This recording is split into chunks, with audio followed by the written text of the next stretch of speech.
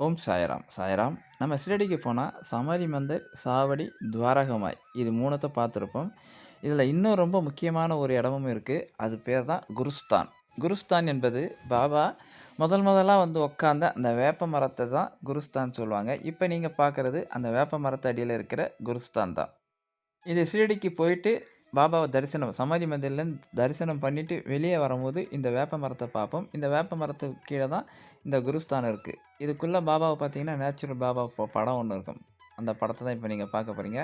இந்த வேப்ப மரத்த நம்ம சுத்தி வருவோம். அது நெறைய பேருக்கு தெரியும். பாபாவோட ஆசீர்வாதத்தோட அ இந்த வேப்ப மரத்தோட இலை பல குழந்தை இல்லாதவங்களுக்கு நோய் தீர்த்தது, இப்படி பல விஷயங்கள் இந்த வேப்ப மரம் நமக்கு பெரும் உதவியாக இருக்கு.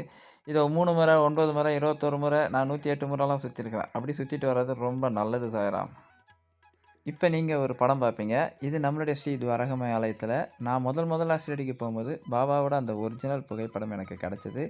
இத தான் நான் நெறைய பேருக்கு அனுப்புனேன். நம்முடைய பல்லக்கு ஊர்வலத்திலயும் இந்த பாபாவ தான் ஃப்ரேம் பண்ணி நான் வச்சு எடுத்துன்னு போறது. இது எனக்கு முதலா கிடைச்சது. இது பல பேருக்கு நானு ஃபோட்டோ எடுத்து அனுப்பியிருக்கிறேன். பல பேருக்கு ஃபோட்டோவும் குடுத்துருக்கிறேன். இந்த முகம் தான் நம்ம குருஸ்தானத்திலயும் சரி, சாவடியிலும் சரி வச்சிருப்பாங்க. அதுதான் இந்த பாபாவோட வீடியோ. நம்ம துவாரகமாய். பழைய துவாரகமாய். ஆரம்பத்தில இதுதான் துவாரகமாய். பார்த்தீங்கன்னா, குருஸ்தான். ஒரு வேப்பமரம் சுத்தி இருக்கு. சின்னதா ஒரு படம் வச்சிருப்பாங்க இது.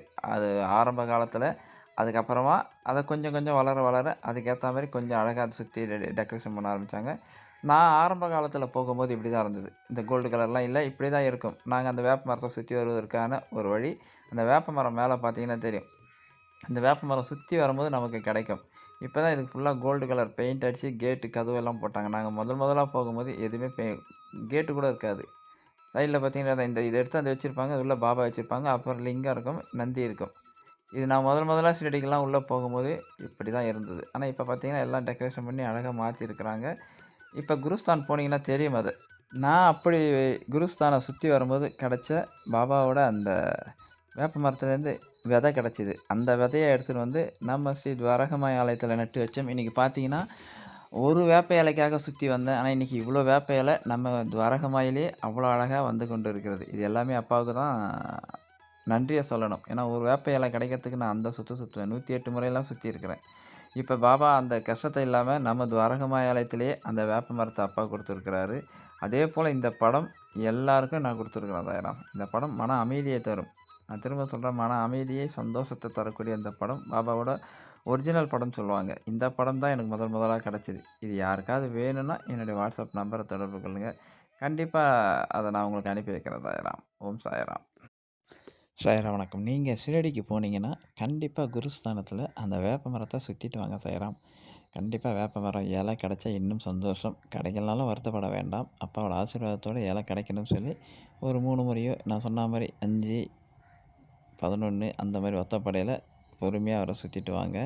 ஏன்னா, நாம குருஸ்தானத்த சுத்தி சுத்தி வர வர நம்ம உடம்புல இருக்கிற நோய்களும் தீரும். அந்த வேப்பில நமக்கு கிடைச்சு நம்ம சாப்பிட்டா முழுமையாக அதிலேருந்து பலன் கிடைக்கும்னு சொல்லி மக்களோட நம்பிக்கை இல்ல. உண்மை அது. நெறைய பேருக்கு இந்த வேப்பில குடுத்து குழந்த பாக்கியமே கிடைச்சிருக்கு. நான் நெறைய பேருக்கு குடுத்தேன். நெறைய பேருக்கு சாயனா எனக்கு குழந்த பாக்கியத்த அப்பா குடுத்தாரு. எனவே ஷிரடிக்கு போற சாய் பக்தர்கள் மறக்காம இந்த குருஸ்தானத்த சுத்திட்டு வாங்க. உங்களுடைய அப்பாவோட ஆசீர்வாதம் உங்களுக்கு பரிபூர்ணமா கிடைச்சு, நோய் நொடி இல்லாத வாழ்க்கையா பாபா உங்களையும், உங்க குடும்பத்தையும் வாழ வைப்பார். ஓம் சாய்ராம்.